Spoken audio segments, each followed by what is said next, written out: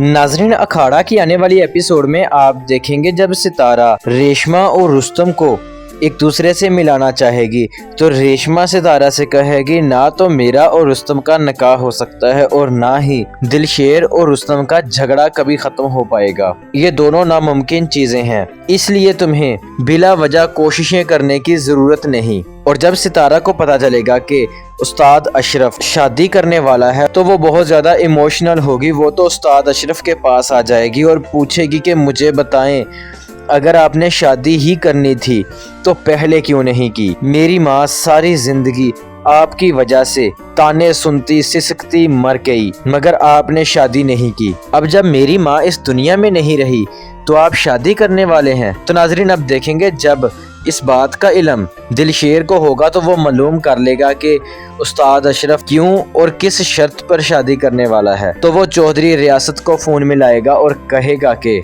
जिस तरह तुम सारी जिंदगी झूठ और बेईमानी के बावजूद मेरे बाप से हारते आए हो और तुम्हारे अखाड़े के लोग मेरे भाई सुल्तान से हारते रहे हैं, उसी तरह तुम बेईमानी करके अपने बेटे को जिताना चाहते हो।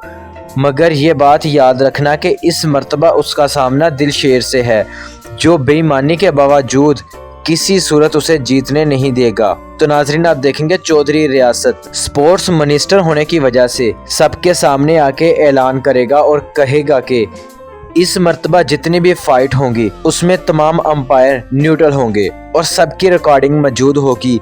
अगर किसी अंपायर ने गलत फैसला दिया तो उसे उसकी सजा मिलेगी। तो नाजरीन, आप देखेंगे दिलशेर इन शराइत से बहुत सारा फायदा उठाएगा और रुस्तम के साथ उसका सख्त मुकाबला होगा।